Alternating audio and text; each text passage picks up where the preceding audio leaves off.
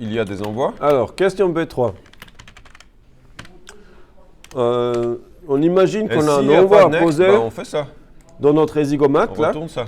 Et on doit savoir s'il y a des compartiments qui correspondent à la taille de mon envoi. Il faut créer une liste d'envois.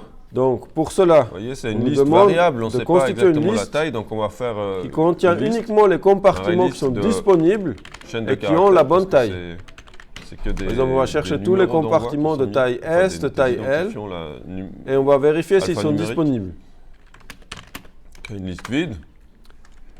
Alors, un compartiment, il est disponible s'il n'est pas en panne et s'il ne contient pas déjà des envois.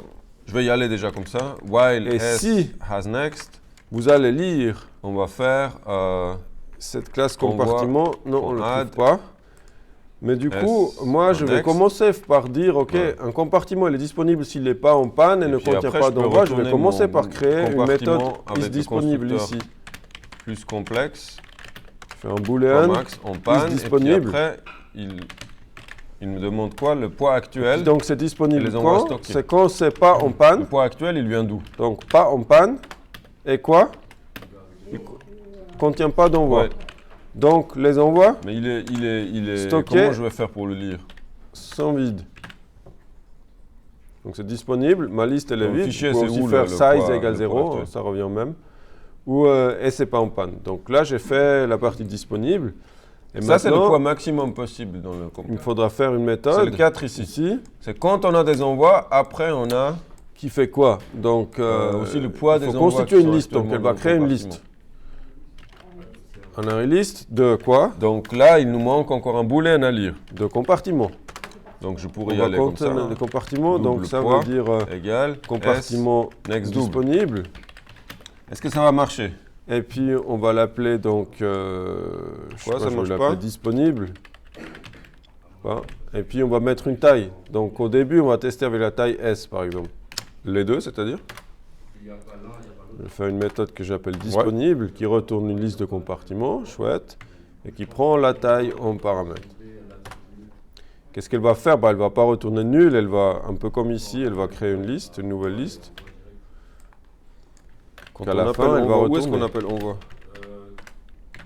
Il me manque encore quelque chose, parce qu'il faut quand même que je me base sur les zigomates de base. Vous voyez, je crée une sous-liste.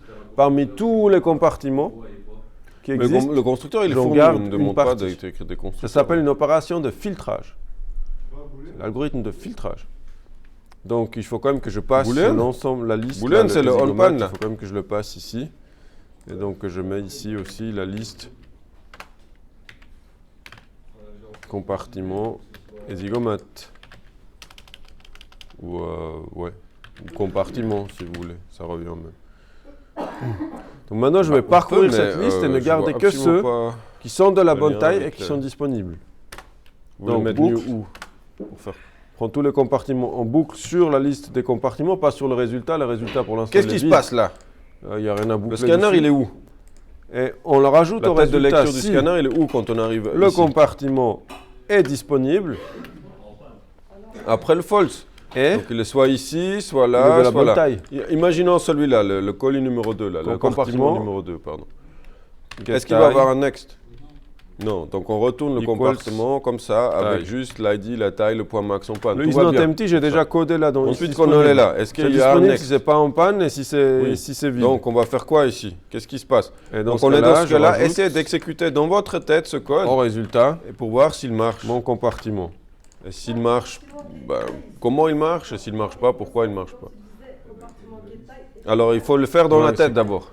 C'est ça. Juste essayer de faire ça. La tête de lecture, elle est là. On arrive ici. Donc, compartiment disponible. Je vais déjà faire juste un affichage rapide pour déboguer. Je le balance comme ça. Et après, on prend il y a après un petit formatage tant qu'il y a quelque chose. Voilà, compartiment numéro 7, ça c'est bon. Donc là, il y a, donc si on met la taille RU01, on le met dans la liste des envois, très bien. Et après, il y a encore, je devrais avoir le compartiment 2 et 9. Il le met aussi, sous forme de string. Ah, mais je ne pense pas que c'est ça qui va lui poser problème, parce que est-ce que 4,0 c'est un string? Jusque-là, c'est pas mal. Maintenant, il faut qu'on cherche on peut écrire dans un texte 4,0. Donc, c'est ça le problème avec le next. Tout est un string ici, parce qu'on lit un fichier texte. Il y a différentes façons de procéder. Donc c'est pas ça qui va lui poser de problème. Afficher, par contre, qu'est-ce qui se passe quand on arrive ici? Qui prend la tête de lecture, elle est où? Quand j'arrive ici à la ligne 55, la tête de lecture de mon scanner, elle est où? Elle est à la fin, forcément, parce qu'on a fait tant qu'il y avait quelque chose. On a tout lu. Donc il est là, et puis là, on essaie encore de lire un double. Oui. Du coup, on va avoir quoi comme exception? Elle s'appelle comment? On peut, ouais, mais...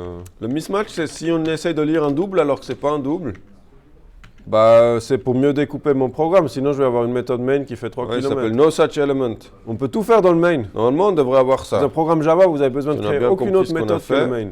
Voilà, no such element exception. Simplement, si vous avez 1 million de lignes de code à la dans ligne le main, 55.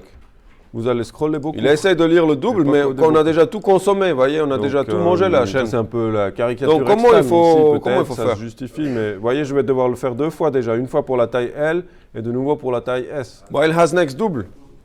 Donc, alors la tête de lecture, elle est là. Est-ce qu'il y a un double qui vient après? Donc on va faire d'abord, il y a ça, afficher la compartiment libre de taille, machin. Donc, compartiment libre, si vous avez du mal à taper vite et si vous voulez éviter les erreurs, bah vous copiez directement dans le PDF. Ouais. De taille, plus taille. Et après ça, c'est juste le toString des compartiments. Donc, on fait là, dire si c'est un double. Parce que si je vous dis, il faut lire, si je vous mets juste le fichier. Et puis je fais. Réfléchissez juste en termes d'être humain là. Je vous dis, lis-moi tous les numéros d'envoi. Comment vous savez où ça s'arrête le numéro d'envoi? Compartiment libre de taille L, ça c'est bon. Maintenant, il faut que je fasse pour S aussi, donc je peux y aller à la barre. On a déjà, ça c'est pas un numéro d'envoi, le 4,0. Copier. Et comment on sait? Je vois que je suis en train de copier des choses, donc je vais plutôt faire donc on lit tant que une seule méthode qui me fait les deux là. Tant que c'est pas un double. Qui veut dire tant que c'est pas un double. On sait qu'il y a quelque chose. On est là, on a fait le check if has next. On sait qu'il y a quelque chose. Et donc on va lire tant que c'est pas un double, on sait que c'est des envois. Ouais. Donc si on fait while not has next double.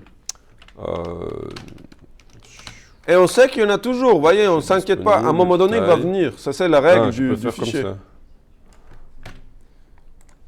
Et si on a un doute, on pourrait aussi faire while has next and not. Et là, je prends le easygomat. Si on a peur, vous voyez, d'aller trop loin dans le fichier, on peut aussi faire ça. On veut dire tant qu'il y a quelque chose et que ce n'est pas un double. Une fois pour L. Ça, c'est le plus sûr, cette condition-là. Non, c'est ça, on va pas, si à un moment donné il manque le double, on va pas aller au-delà. Mais de toute façon, ça va péter après. Donc une fois pour la taille S, donc là, avec ça, je peux mettre. Tant que c'est pas un double, on va lire, c'est des numéros d'envoi. Après, on va lire le double et après, on crée notre compartiment.